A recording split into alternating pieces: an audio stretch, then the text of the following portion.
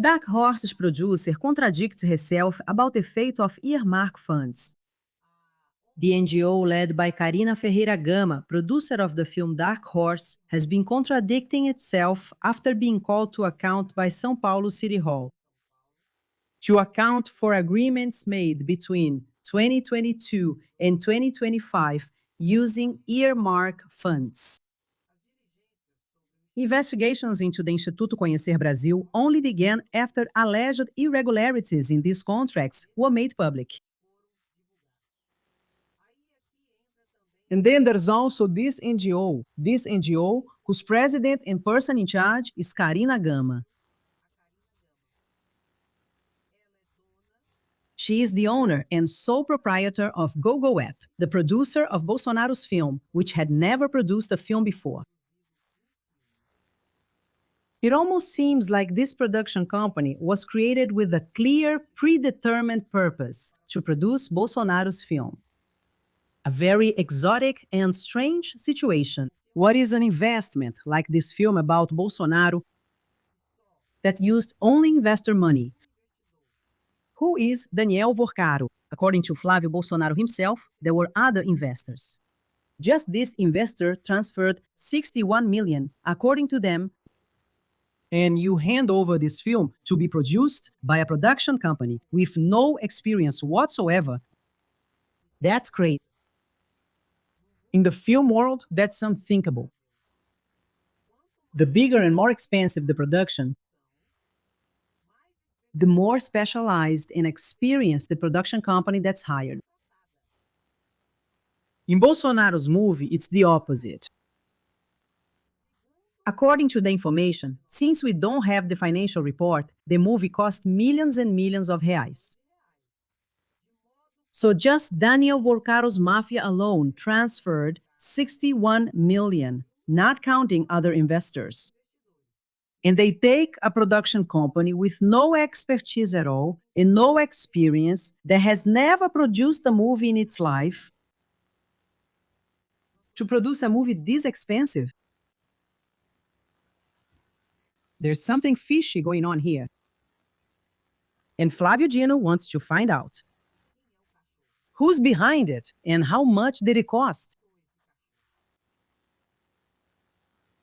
Then there's this NGO which belongs to Karina. Karina's NGO signed contracts with the São Paulo City Hall under Ricardo Nunes, a Bolsonaro supporter. Right, André? Yeah. Signed contracts with the City Hall. And from that, he was also able to receive earmarked funds, apparently, and funds from São Paulo City Hall under Bolsonaro supporter Ricardo Nunes. And she says that City Hall is now holding her accountable for these issues. Now, we can't forget. Karina Gama's company also was awarded a contract through a bidding process worth more than 150 million for the installation of Wi-Fi hotspots in the city of São Paulo. Let me ask you, how did she win this bidding process? If her company had also never provided this type of service, it didn't have the specialization, the expertise, or the experience to do this job. Let me ask you, how did her company win this bidding process? With the São Paulo City Hall under Ricardo Nunes, a Bolsonaro supporter. My dear, there's just no way. And Flávio Dino will dig in and get right in the middle of all this. And he's the one who's going to take action, which André Mendonça won't take. Flávio Dino is going to take action. And a gigantic mess of schemes, money laundering, and scandals is going to come out. Of embezzlement, of corruption, whose origin is right here in Brazil. See, and the destination? It's Texas, over in the United States, where Eduardo Bolsonaro lives. At least that's my perception. Then you say, André, what if it's none of that? Why don't they provide an accounting? You. Let's suppose you're being investigated for some alleged criminal activity. Then you have the accounting records. You can prove it with an accounting statement that your accountant prepared. Because this film has accounting records and must have an accountant by law. And you can account for everything and say, no, guys, everything is fine. Here it is, look. Why doesn't Flavio do that? If everything is fine, if there's no funny business, if there's no scheme, if there's no money laundering, if there's no bribery, if there's no corruption, why doesn't he provide an accounting? An accounting of this whole situation, just like he said he would. And you know what's funny? If you ask him about it, he still gets nervous. Just yesterday again, the journalists asked him about it. Flavio, it's been 103 days since you said you would provide an accounting for the film. About the money, about the recording, where you were asking for money, the money from Daniel Vorcaro, whom you said you didn't know, and then you said you did, and that you even received more than 61 million. Why haven't you accounted for it yet? He got nervous. And what about Lulinha, and Lula, and? You're the one who's a candidate. You're the one who has to account for it. The one who was caught on audio asking Daniel Vorcaro for money is you, Flávio Bolsonaro. The one who confessed to receiving at least 61 million from the mafia money stolen from Daniel Vorcaro was you, Flávio. So you are the candidate and you are the one who should be held accountable. At least to your voters. At least to your voters. Not even that. And he still gets nervous. And then, Lulinha. That's right. Lulinha. I don't know if you guys know, right? The prosecutor general has already said that the federal police didn't find any evidence linking Lulinha, Lula's son, to the INSS fraud. The prosecutor general said that in a statement he sent to André Mendonça. The prosecutor general also said that André Mendonça is incompetent. That this investigation against Lulinha should go to the first instance because he doesn't have privileged jurisdiction. The fact that he is the president's son does not give him privileged jurisdiction before the Supreme Federal Court. He is an ordinary person. The prosecutor general also passed this information to André Mendonça. Then André Mendonça said that there are people mentioned who have privileged jurisdiction. And the prosecutor general doesn't know about it? How crazy is that? So, I notice a reaction happening. Not confrontation. I'm not going to lie. It's not a confrontational move against André Mendonça. That's not the movement I perceive or the uprising I see. Notably from Minister Flávio Dino, and also, to some extent, by the Attorney General of the Republic, Paulo Gone. It's not a confrontation against Minister André Mendonça. But it's about sidelining him. If you don't do what needs to be done, we will do it. Starting from this other area of investigation into the parliamentary amendments involving Bolsonaro's film Dark House. And there's something interesting about this film, right? Involving Ancine. Look here, Ancine grants registration. Look, Ancine concede registration. By Rossi. Movie about Jair Bolsonaro. The National Film Agency, Ancine, granted the registration of a foreign work, Roy, Didac Ross, a film about the trajectory of former President Bolsonaro. The work was registered on August 7, about a month and a half after the first request was submitted to the agency, on June 22.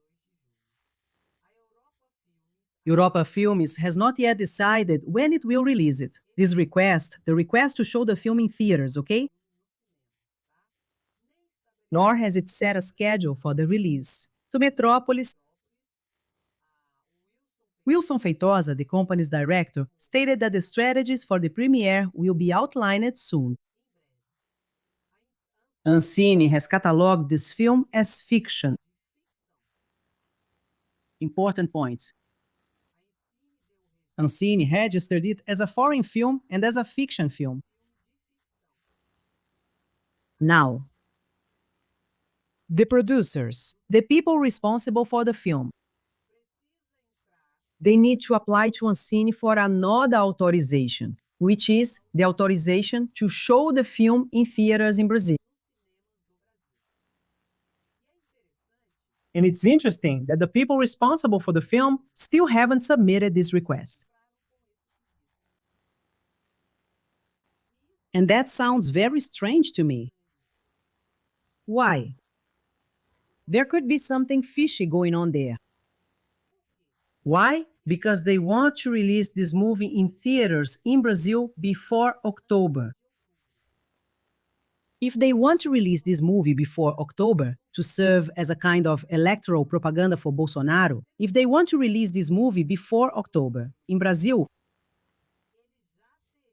they should have already sent the request for authorization from Ancine to be shown in theaters in Brazil. Because without this authorization, the movie can't be shown in theaters in Brazil. So I find this slow pace on the part of the people behind this film very strange.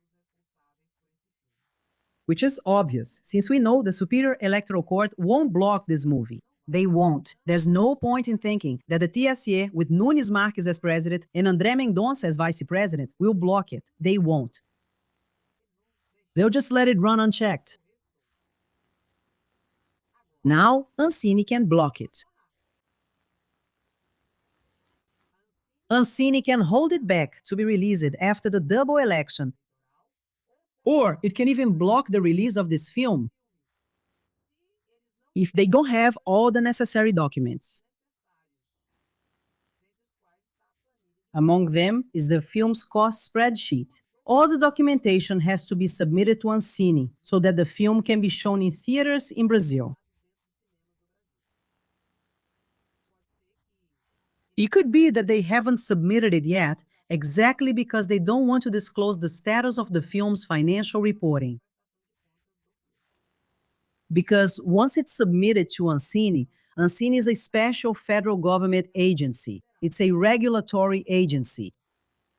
Like Anatel, you know? Maybe they haven't filed it yet exactly because they don't want to make the film's financial reporting public. Do you understand, my dear? Then you say, Andrea, well, then this situation was pointless. That's exactly it.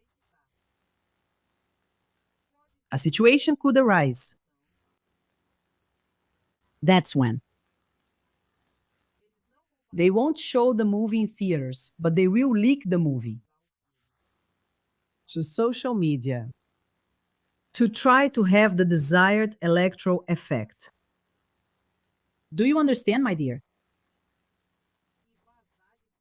And deliberately leak the film on social media. Is that what's going to happen, Andrea? I don't know.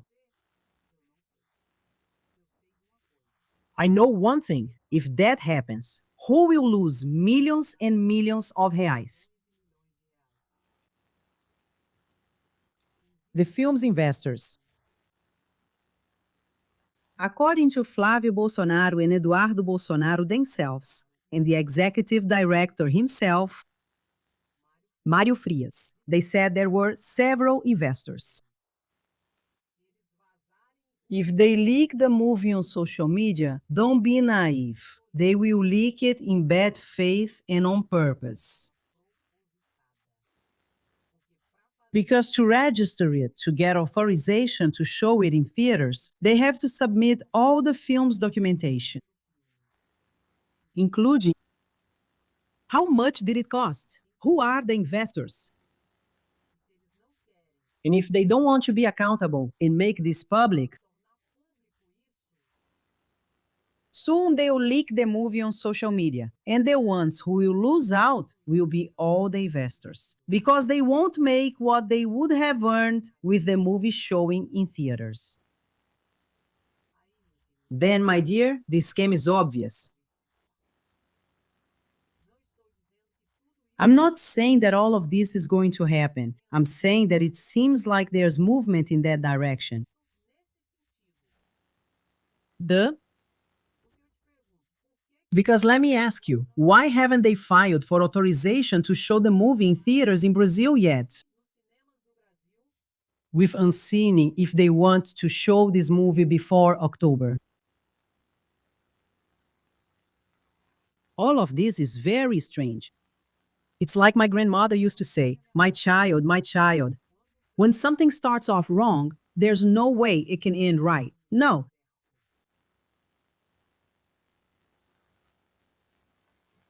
And let's see what happens. We are here exactly to show, to talk, to give our opinion and our perception about what's going on.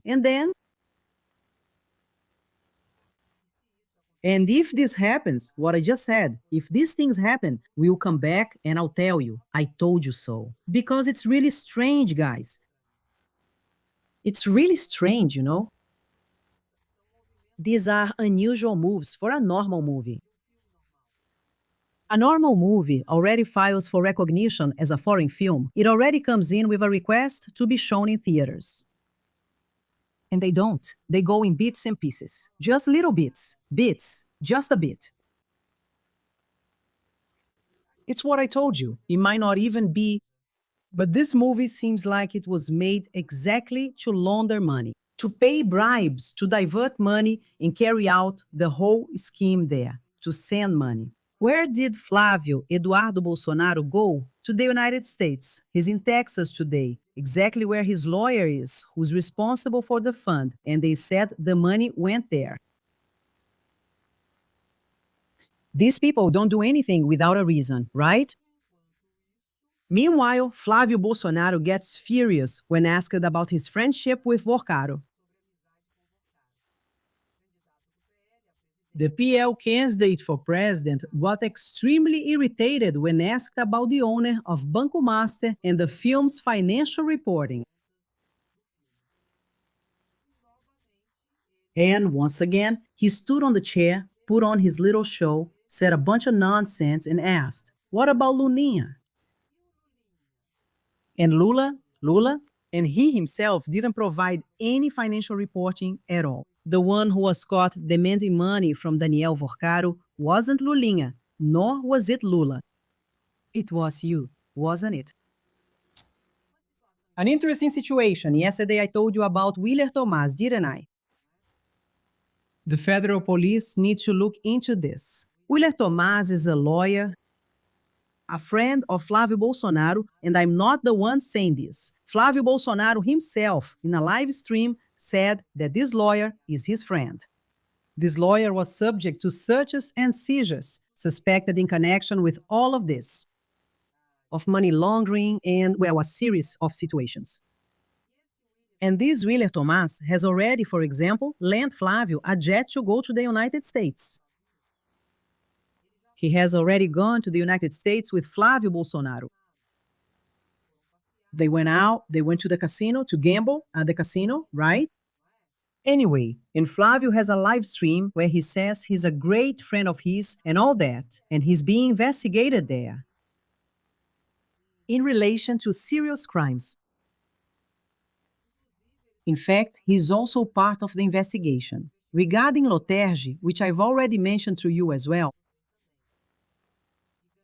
which won a bidding process with Cláudio Castro's government, worth millions and millions of reais, to operate online betting in Rio de Janeiro.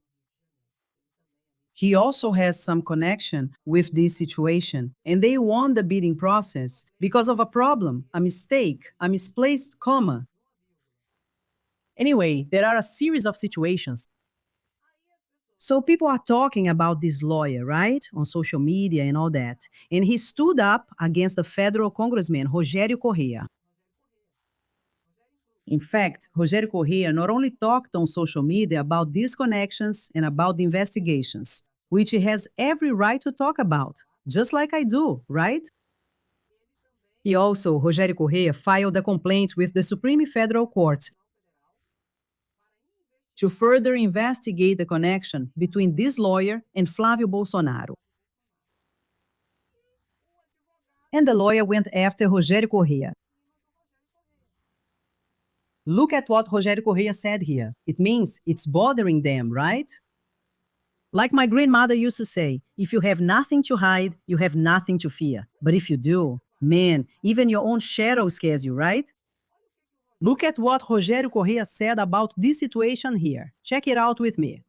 Look, that's what was missing. Now I'm being intimidated and threatened by Willer Tomás, that lawyer who had his office searched by the federal police, and he is under investigation for money laundering and social security fraud.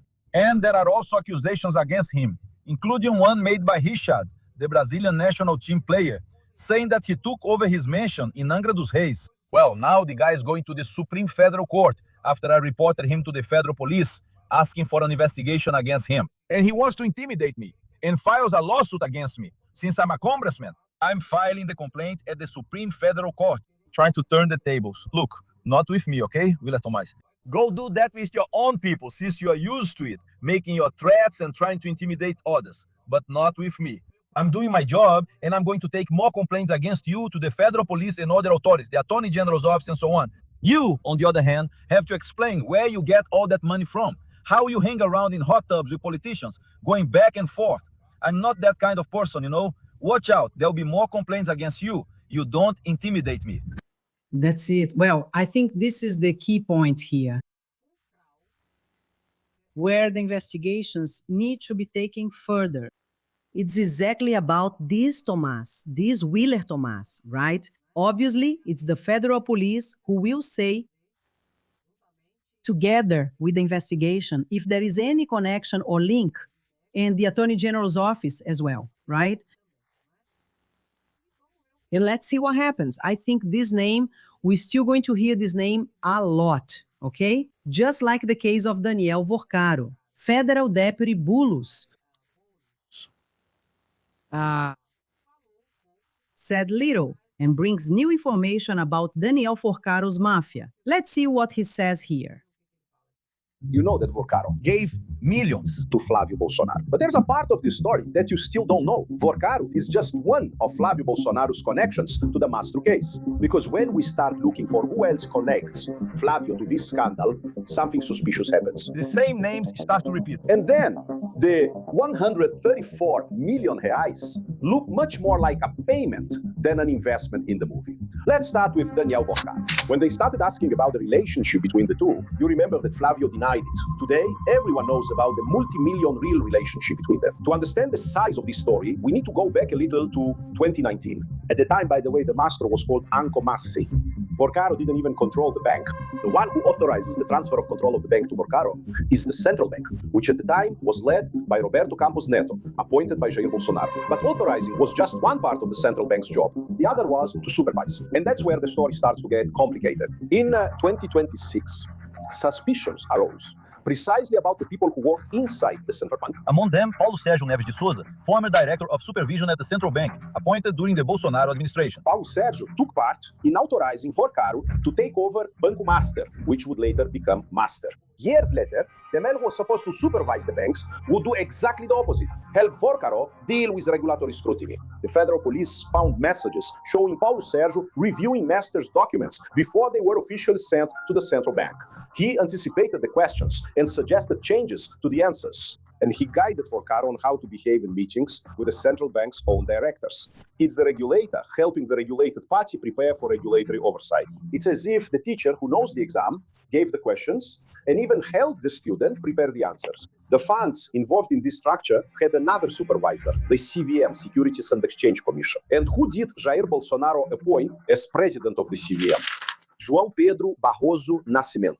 He is a childhood friend of Flávio Bolsonaro, and during his administration, the CVM reviewed the cases involving Daniel Vorcaro, Banco Master, and Entre Investimentos. And do you know where Entre Investimentos is going to show up? Exactly in the financial structure related to the payments for the movie about Jair Bolsonaro. In other words, we start by following the money from the movie, and end up at the structures that should be under supervision. But this network doesn't end with the oversight agencies. Francisco Maximiano and Danilo Trento, two names that were also already in Flavio Bolsonaro's WhatsApp contacts.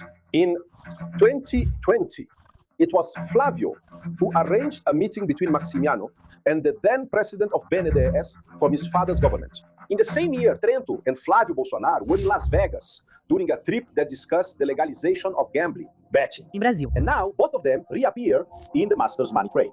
According to the investigations, Maximiano and Trento are part of a connection between Banco Master and the RIAG asset manager.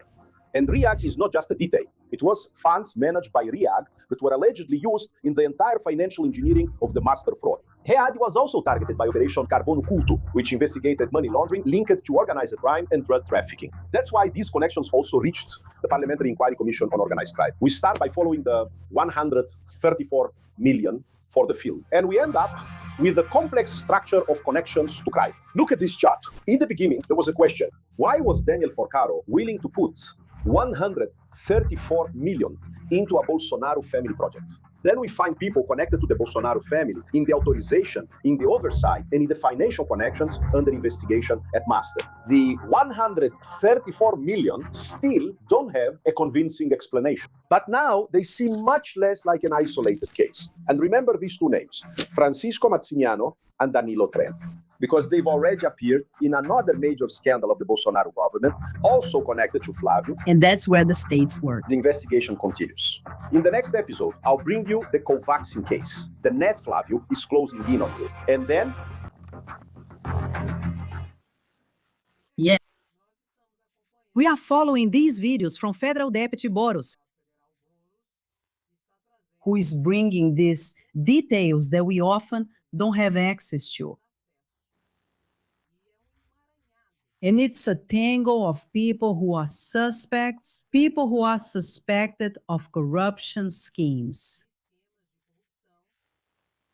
And it's interesting that this whole web, all these people are either close to him or are political allies or are friends of Flávio Bolsonaro. Is it a coincidence, Andrea? As my grandmother used to say, that's not a coincidence, that's a consequence. And let's see how all of this turns out. And that's why we say Lula tetra. There's no better candidate than Lula in this election. Write down Lula tetra and where you're from, so we can engage people. This is very important. Put it up there, control room. Lula tetra. I'm from Goiás, or I'm from Goiás and I'm with Lula. Let's engage, let's rise up, and let's be together. Seriously, okay? And with a lot of responsibility. We want the best for Brazil. And that in fact, regardless of whether it's right-wing, left-wing, or centrist,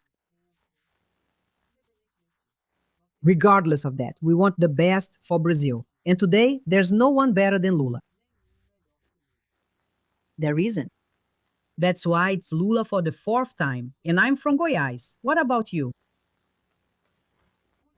Like the live stream. When you like the live stream, YouTube recommends it to more people. Leave your comment, and you can also be part of this work by sharing it. Just grab the live stream link and share it. Take a look at the first comment, okay? Thank you so much. Thank you so much. See you at the next live stream. Take care. Bye-bye. Always grateful.